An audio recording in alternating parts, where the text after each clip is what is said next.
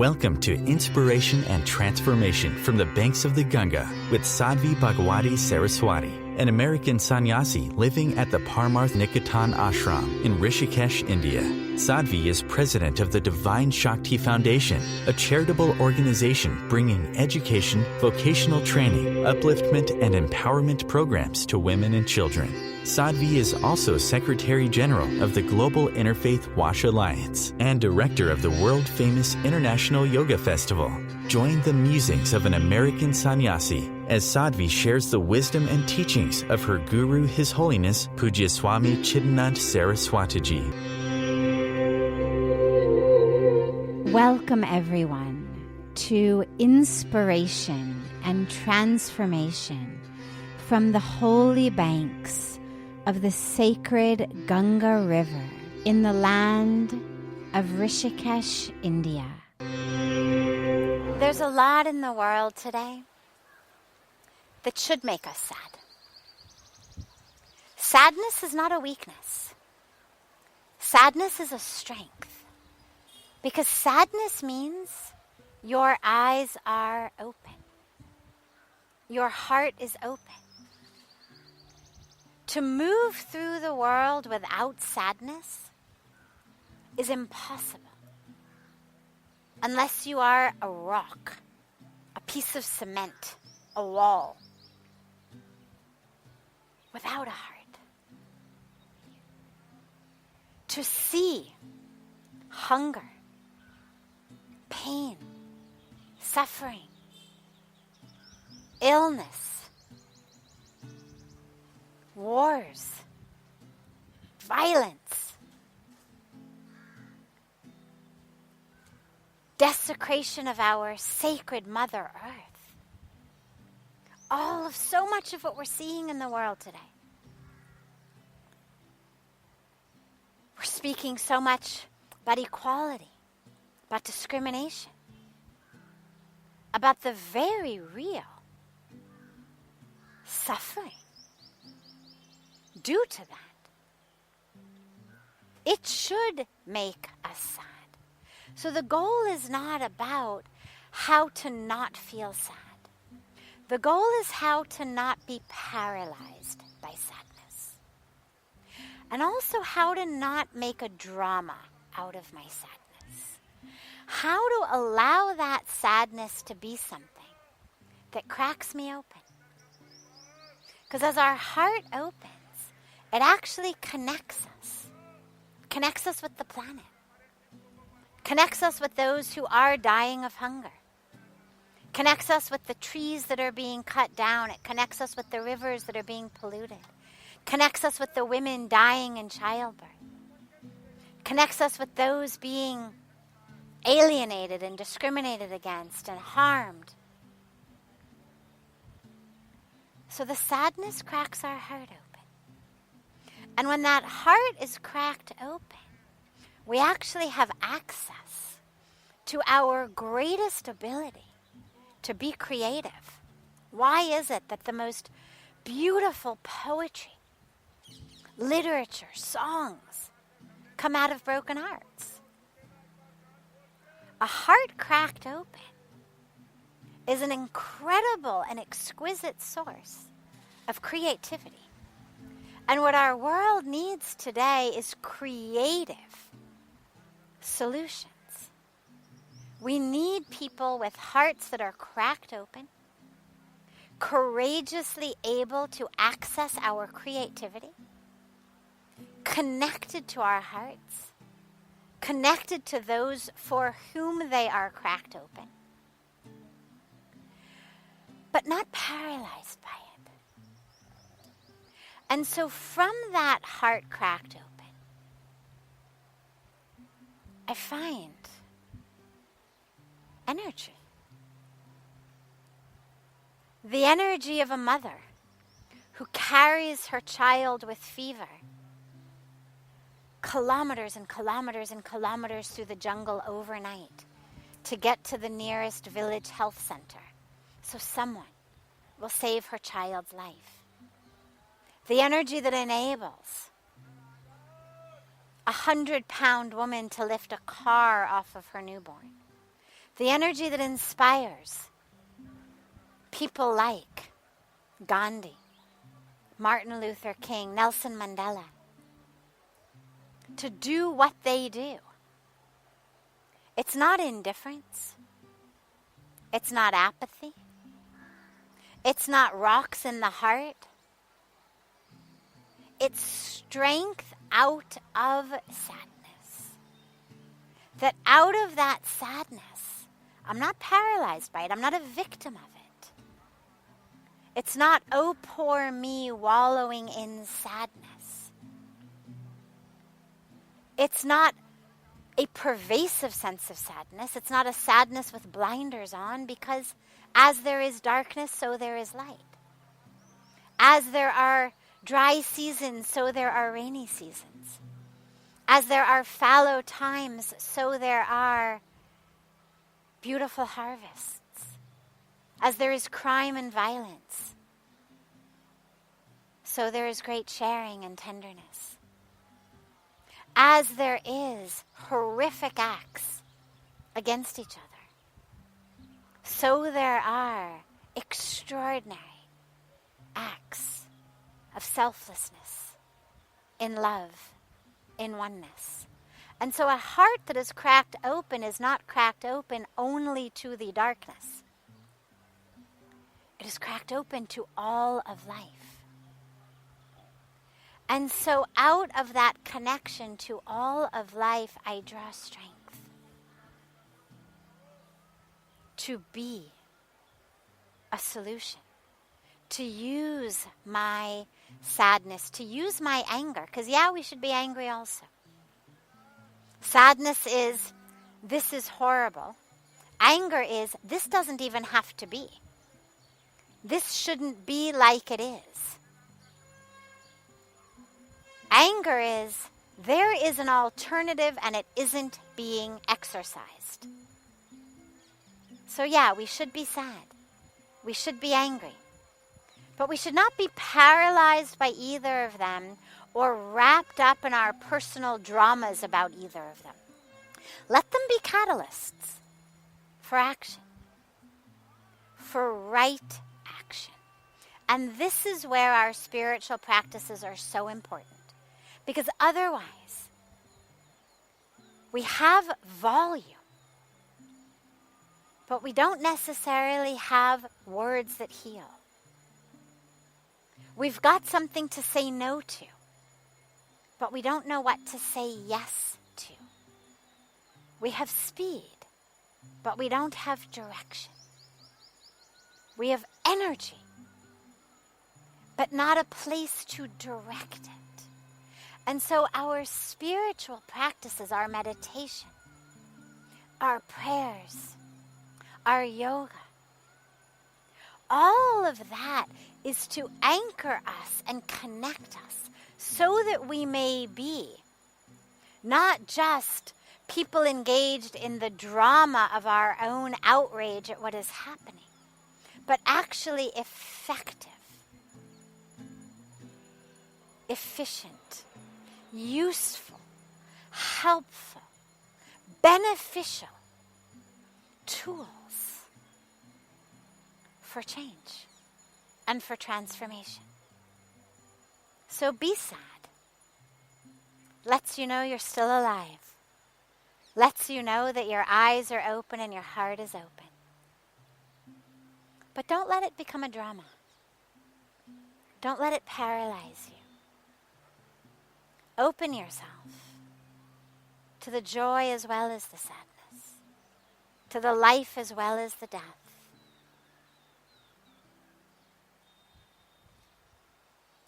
Open yourself to the light along with the darkness, because out of that you will find the strength to be a light in the darkness.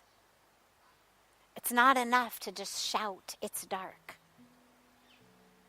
We have to be the light, find the light, bring the light.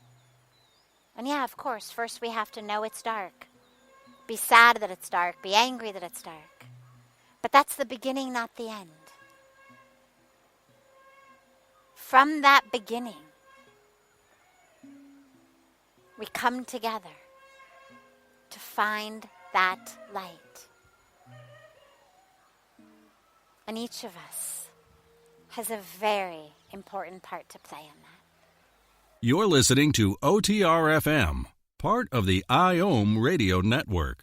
Being a radio host on IOM FM allows you to build your show on a rich platform with the power of the internet to fulfill your outreach goals and connect with a very specialized and global online audience, unlimited by time and distance. OMTimes Radio will provide you with web relevance, a recognizable conscious brand, and with the standard of excellence that has accompanied every single Circle of Hearts Radio is a sanctuary on the airwaves.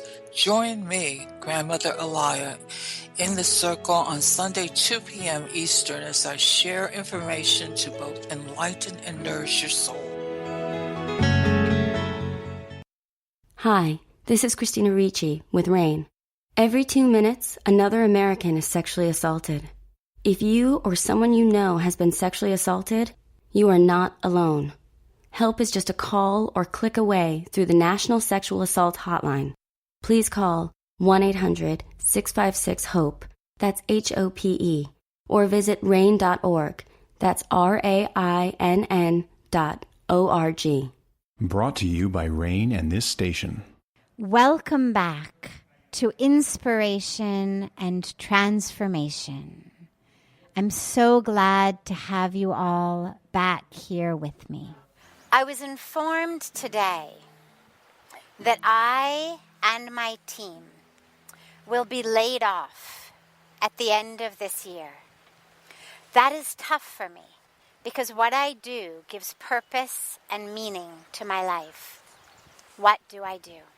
There's a lot of components, a lot of pieces, a lot of threads to a difficult situation like this.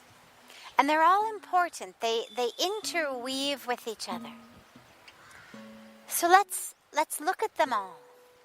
Because experience, and especially spiritual experience, is not about cutting things out. It's not about denying parts of existence. Rather, it's about expanding our own sense of identification, our own sense of experience, so that I don't have to push something out of the way in order to have peace or joy or truth or love or awakening. For most of us, that space inside of ourselves feels very small. And so if at the moment I'm peaceful, happy, but then some bad news comes or difficult situation comes, most of us have to push that which is coming out of the way in order to maintain the peace and joy. Or that which is coming from the outer world comes in and literally bumps out the peace and joy. And so we find ourselves being able to have either or.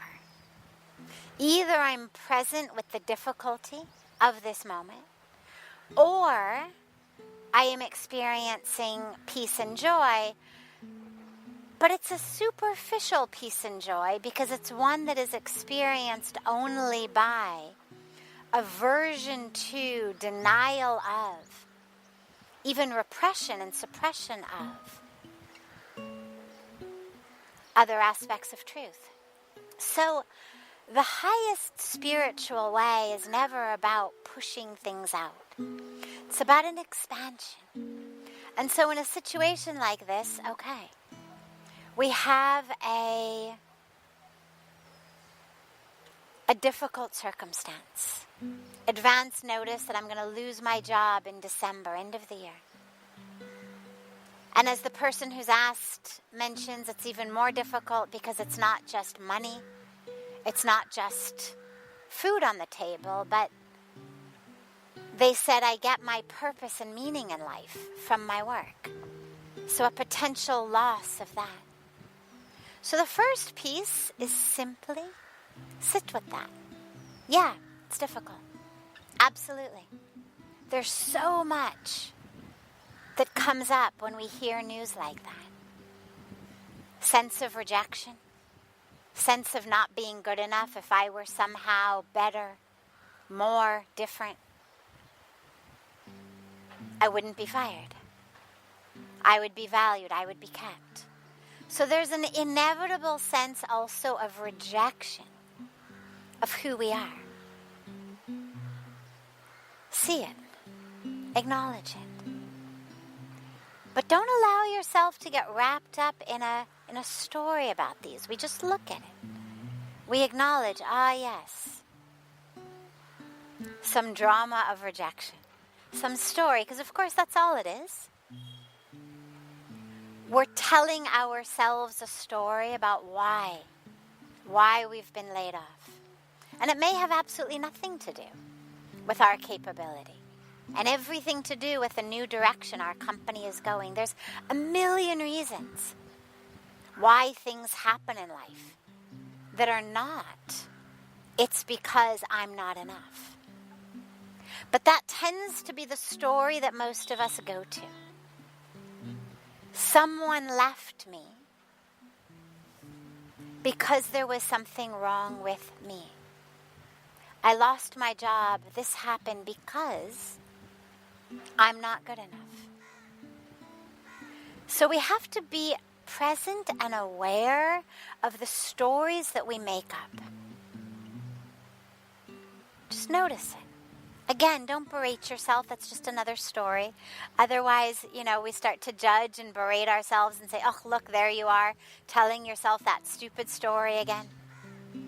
Fired from your job, you can't even do spirituality right.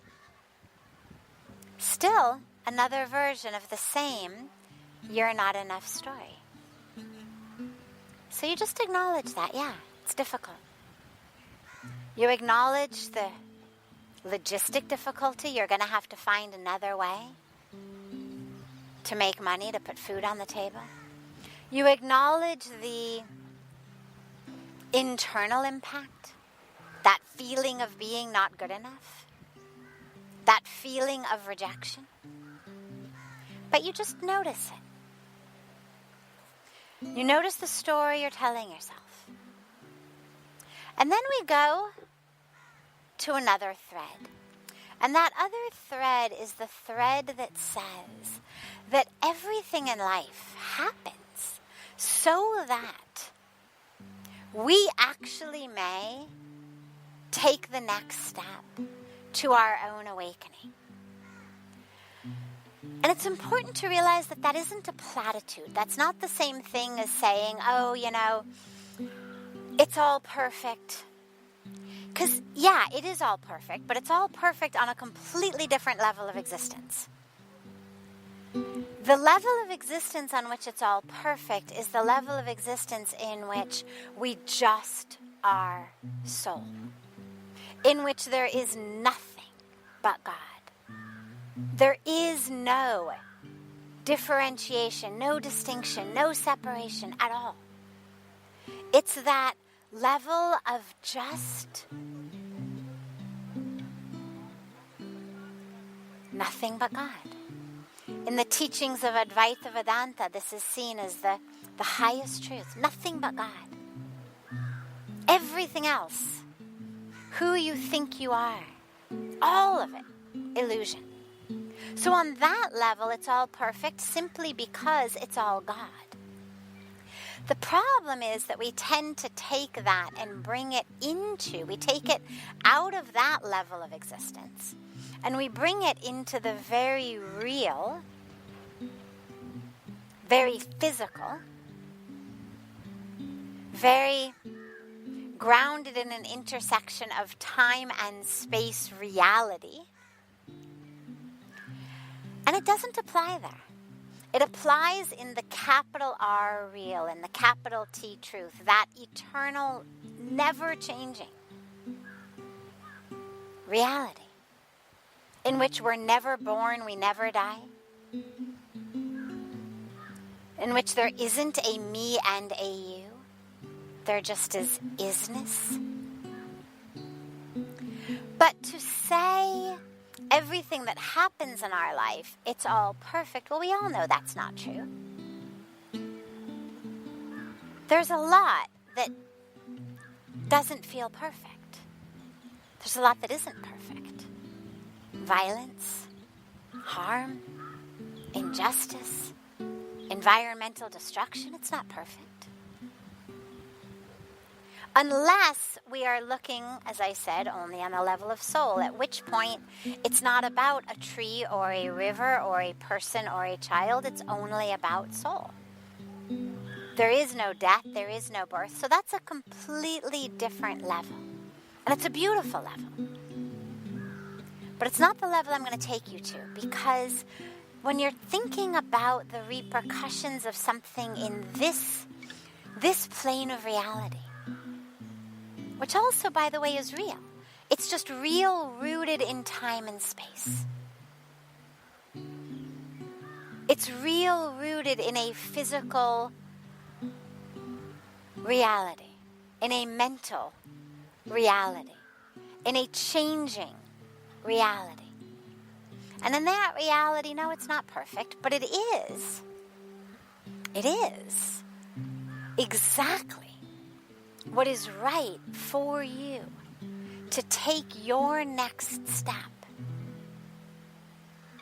of spiritual evolution. And the way that we know that is, it's what's happened. And the law of karma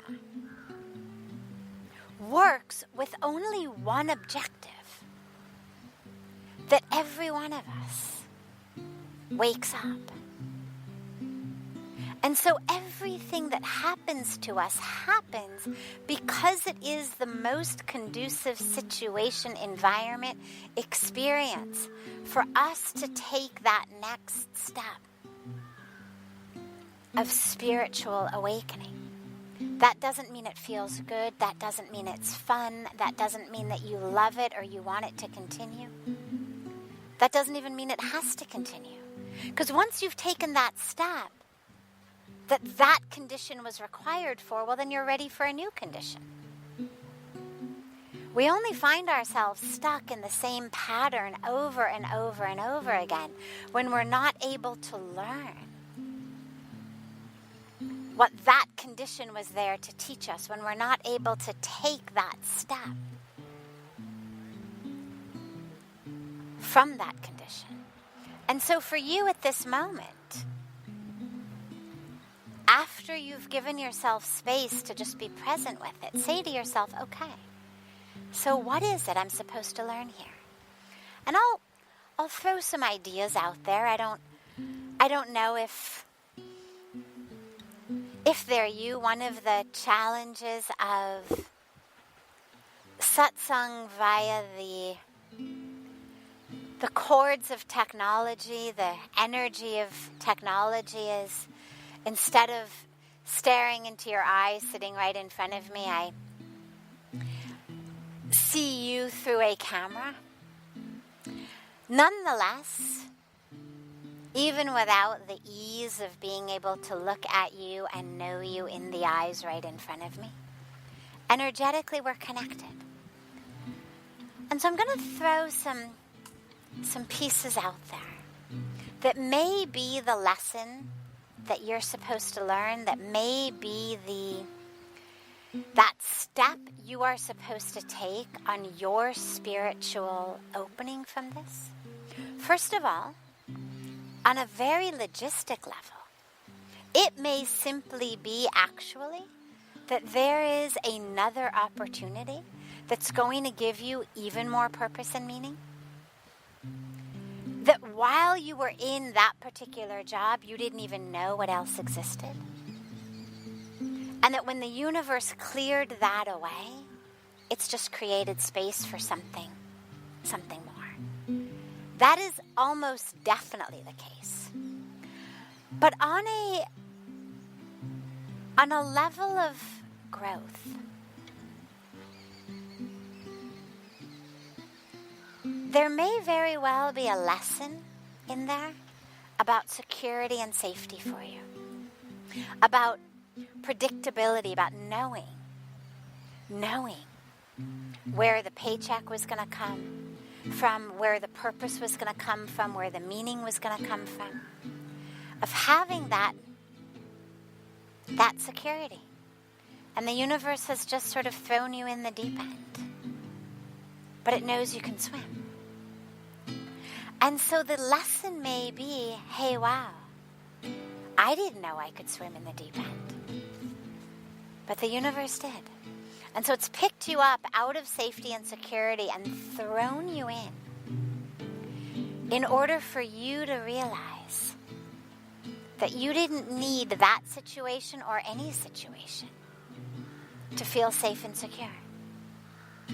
That actually you're anchored to something, not dependent upon the whim of an employer,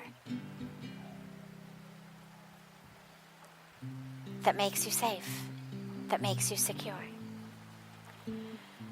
There's another possible lesson or step for you here, which has to do with the identification that we take from our careers and how much we identify as, I am this job, I am this title. And the truth is, no matter how good it feels, ultimately it's ignorance, because we're not that. And the universe, as I said, keeps aiming for your awakening. And it may be that you were just getting a little bit too much of your sense of identity, of your sense of purpose and meaning, from that job, from that role. And the universe wanted to make sure that you knew that's not who you are. Yes, it's what you did. It's what you do. It's a wonderful action, a wonderful karma. Certainly sounds like it benefits you. Hopefully it benefits others. I imagine it does if it brings you purpose and meaning. So it's a good karma, good action. But it's still not who you are.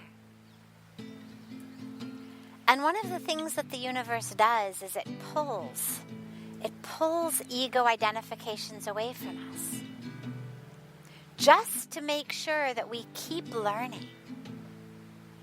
You're not that. Just because you do it, even just because you do it well, doesn't mean it's who you are. Who are you if you're not that? Who's the you who no longer will be doing that? And remember, ultimately, your experience of that you-ness is the universe's agenda. So use this time. First of all, be very grateful that your employer or your company gave you so many months' notice. Especially in this time of COVID. There's so many people I know who were laid off with basically no notice, whose companies have shut down. So first of all, just on a very literal, pragmatic level, be full of gratitude to your company and to the universe that you were given this kind of notice. To be able to put money aside, to be able to get a new job, to be able to plan. And then figure out, well, all right, if I really feel like this particular work is my duty, that it is my purpose, it is my dharma.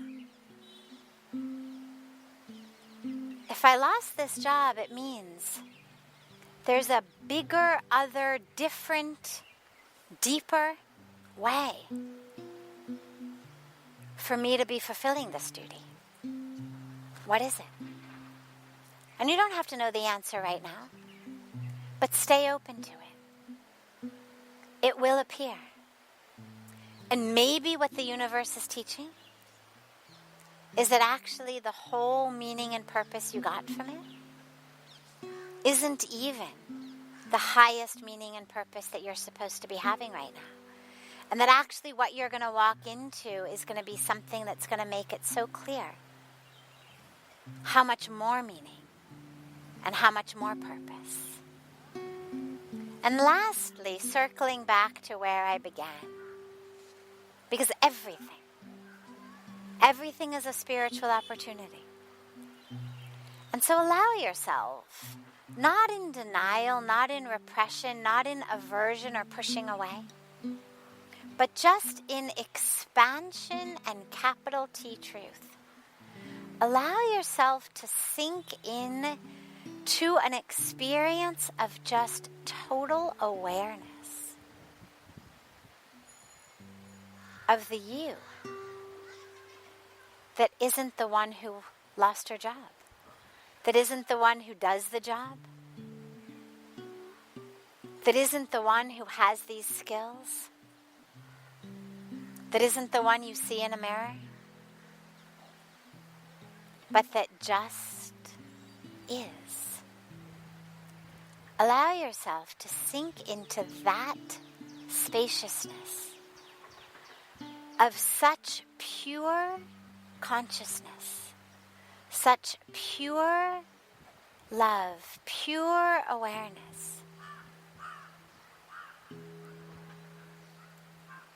that becomes the field, the ultimate field of you in which you move through the world, so that everything that happens, all of these happenings in time space, are happening not to the field, that you're identifying, at least for some moments every day, with the constant, eternal, unchanging, never born, never dying existence, pure consciousness, pure divinity of just isness. And the more minutes a day you can touch that, the more able you are to navigate all of that which happens in this time-space physical world continuum. Because you're anchored in something completely different. This is OTR-FM, part of the IOM radio network. OMTimes Magazine is one of the leading online content providers of positivity, wellness, and personal empowerment. A philanthropic organization, their net proceeds are funneled to support worldwide charity initiatives via Humanity Healing International. Through their commitment to creating community and providing conscious content, they aspire to uplift humanity on a global scale. OMTimes, co-creating a more conscious lifestyle. Do you have time to read that inspiring book or that blog post you've been meaning to get to? In your busy world, how do you improve yourself and keep your life going? I'm Lisa Kay, and my Between Heaven and Earth radio show can transform your life just by listening. Be uplifted with inspiring topics, positive stories, and ideas that really work. Between Heaven and Earth radio is conscious living for your soul, every Wednesday at 4 p.m. Eastern Time. Baldwin with People for the Ethical Treatment of Animals. I grew up loving circuses and other traveling animal shows, but it never occurred to me what life might be like for the animals. Training wild animals to do things they don't understand takes force. Routine discipline with a hook or whip with the heel of a boot shows the animal exactly who's the boss. Don't patronize animal acts. Please contact People for the Ethical Treatment of Animals. 757-622-PETA. Welcome back. This is Sadhvi Bhagawati Saraswati with inspiration and transformation. There is a tragedy. There isn't the awareness. There isn't the acceptance. And this is where what we need is for more and more people to come forward and to really share it. Because the solutions are there.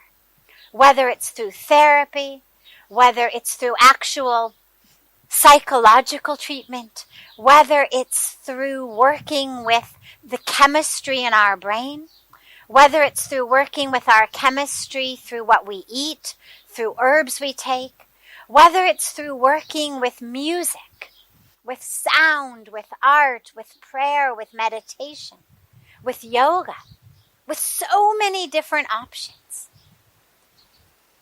We don't know about them because of this stigma, because of the taboo. And this is where, let us not lose even one more person before we all come together to break the taboo, to break the stigma, to say enough is enough.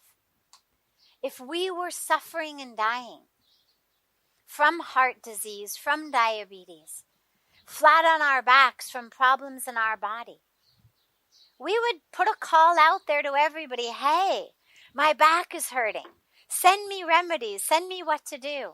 Help me out here. Send me a good acupuncturist. Send me a massage therapist. Tell me what to do. Send me a good nature cure treater.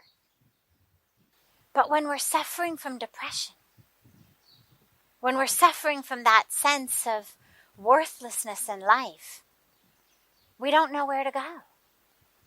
And this is where, let us use our collective voice. It's not about more research. The research is there. It's not about more techniques even. The techniques are there. The science is there.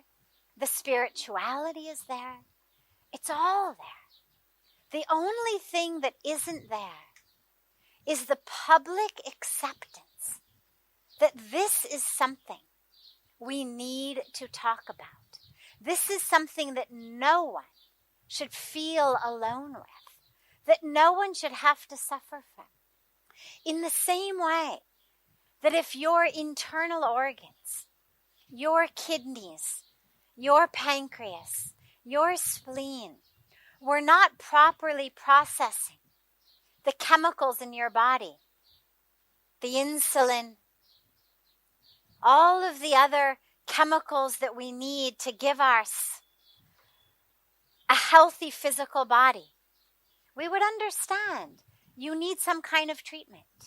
And no one would feel ashamed of it. In the same way, when in our brains, the chemistry of our brains is off balance, so many people feel like, oh, this is something to be ashamed about. This is something to be embarrassed about. I shouldn't have to take medicine. I shouldn't have to do anything. I should be able to treat it myself. Keval man ki baat hai. And that is the dilemma. It's not keval man ki baat. There's a whole chemistry. There's a whole electricity behind so much of what we feel, so much of what goes on in our brain that interacts with and impacts our emotions, our feelings, our thoughts. And in the same way that we wouldn't be embarrassed about needing something to help us balance our insulin, we shouldn't be embarrassed about needing something to help us balance our serotonin or our norepinephrine or whatever chemicals in our brain might be a little bit off balance. And there's so many options, so many ways to bring this chemistry into balance. We simply have to realize, ye sharam ki baat nahi hai. No one should feel ashamed. We need to come together as a community and support each other. And what this means is that we need to be careful of how we speak to each other and about each other. Because all of it goes inside. All of the jokes that we make about, Hare, ye to pagal hai, ye to mental hai. We may say it just as a joke, but it actually goes very deeply inside people. And then when they really do have something that makes them feel a little bit crazy, that makes them feel a little bit mental, they're ashamed. Because they know ki sabhi hasenge, sabhi mera majak karenge. And so they don't tell anyone. So let us today together take a pledge that we will never again use words like pagal, like mental, nothing like that, as a way to insult someone. That we will never again make fun of people who are suffering. Whether it's depression, whether it's anxiety, whatever it may be. That we will never again make them feel ashamed or embarrassed, but rather we will come together to support them as a loving, united, together community. Because just as everyone is coming together after his death, imagine if we had come together before his death.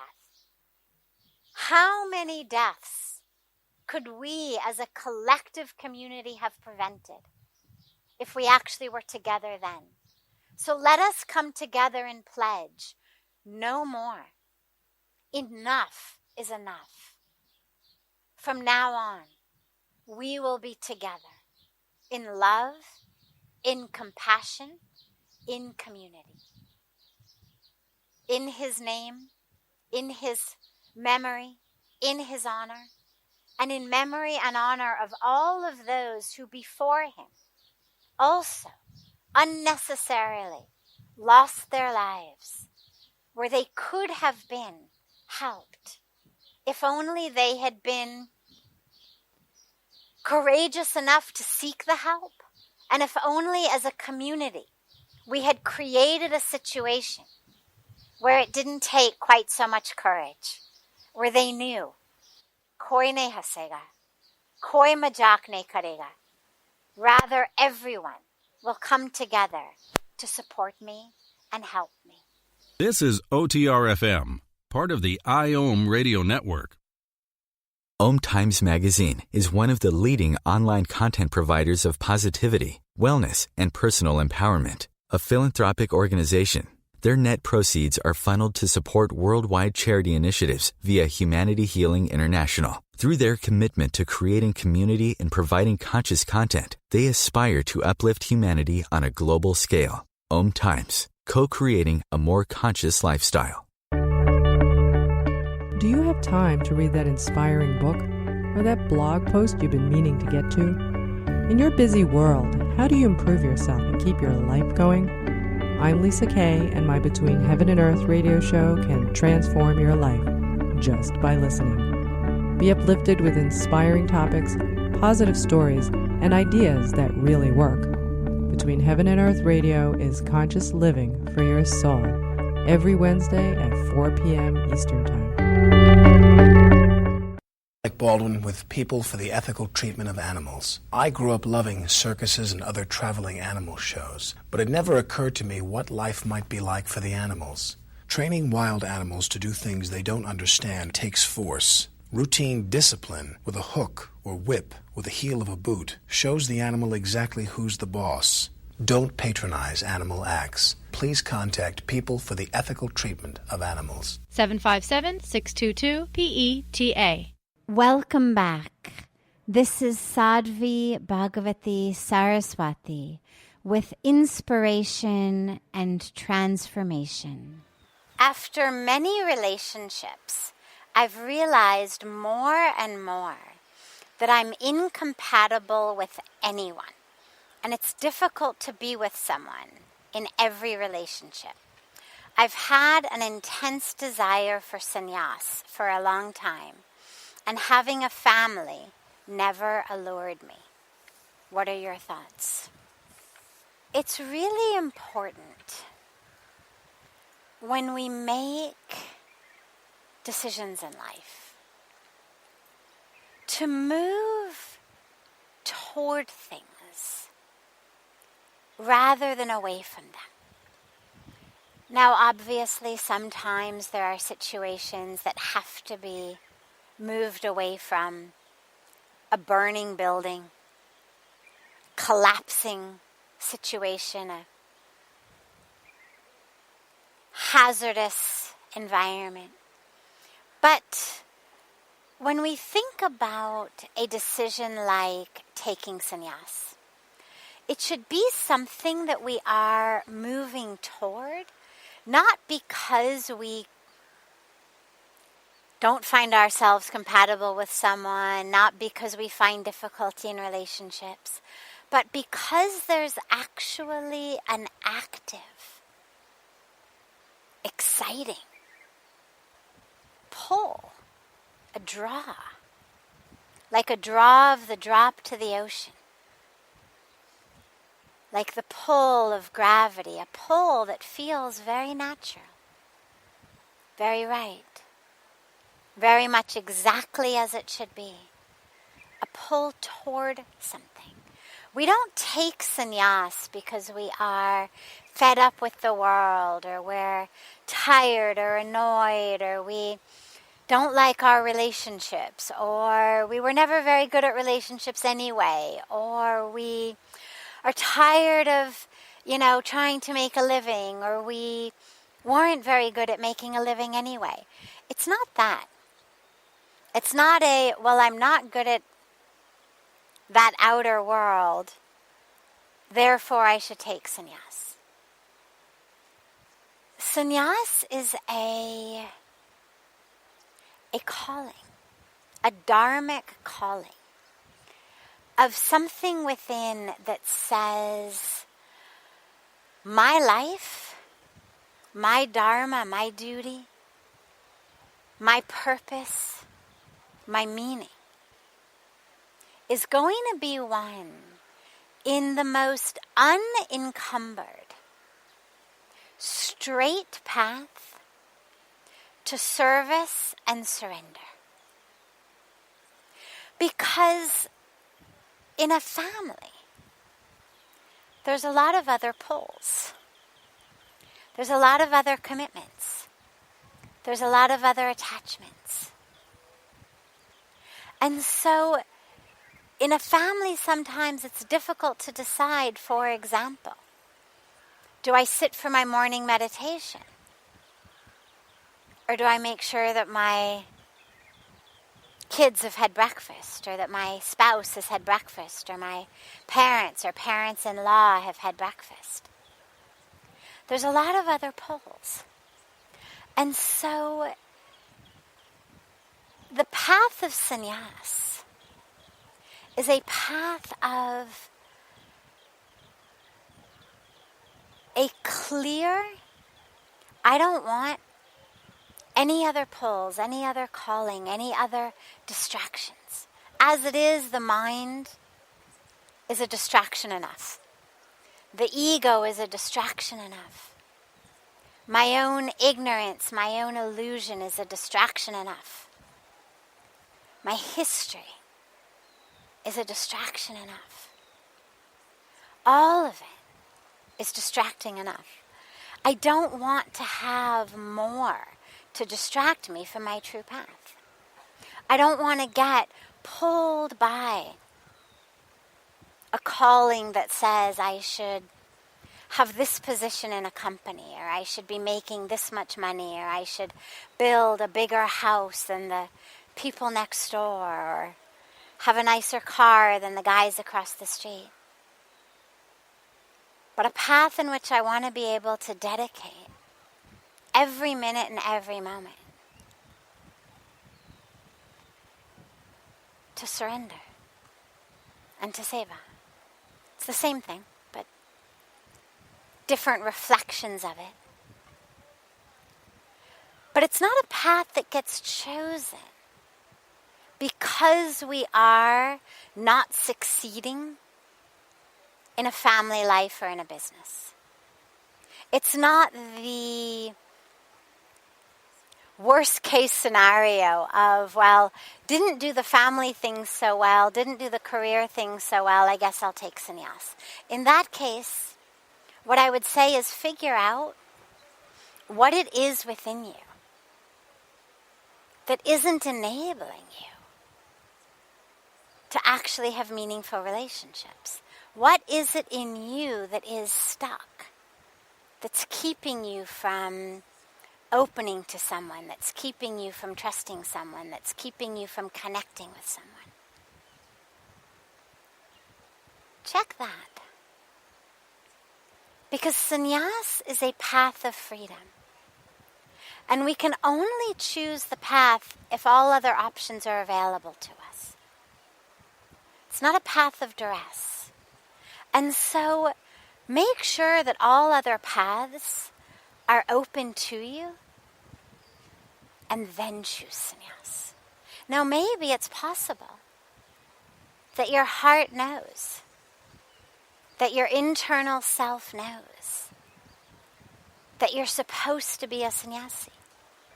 And therefore maybe the mind, maybe the culture, maybe some vestigial desires or vestigial karmic drama keeps throwing you into relationships, but that internal pull, that internal dharma towards sannyas makes them not work out. That's also possible. And in that case, it's a matter of recognizing, all right, I understand where I'm supposed to go. It's like for me when I first came to this ashram, and after I first had Puja Swamiji's darshan, now I knew. I had been sitting on the banks of Ganga for a week in ecstasy. I knew this was where I was meant to be. But the mind still plays games. And as I walked out of the ashram, thinking still that I was going to go off to the mountains for a while and then maybe come back,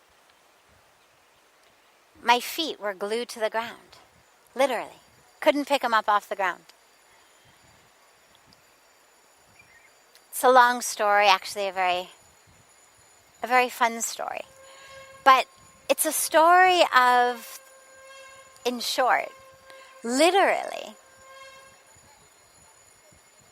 the calling of Dharma over both mind and matter. Physical matter, the body, there was no reason it shouldn't be able to walk. First, of course, I thought I had contracted some kind of disease, tetanus, polio, something. Stepped in crazy glue, stepped in quicksand. Then, of course, I thought it was something in my brain. The matter of the body was fine. The mind, brain was fine. But it was the call of Dharma that was stronger than both. That literally wouldn't let me walk out of the ashram. And so you may find when that call is strong enough that even if you try to be in relationship, try to live that life, that something in you just won't let it happen. And in that case, maybe the path of sannyas is absolutely the right path. But just make sure that you're moving toward it, rather than something that you resign to in frustration because nothing else works. It should be a path you embrace with a full, open heart, with full freedom, knowing that all other possibilities are available to you, but that this one holds the highest, deepest, fullest potential for your unfolding, for your awakening, for your enlightenment, for your freedom. This brings to a close this hour of inspiration and transformation. Thank you so much for joining me. I'm so glad to be together with you all each week, and I look forward to being together again next Thursday, same time, on OMTimes Radio.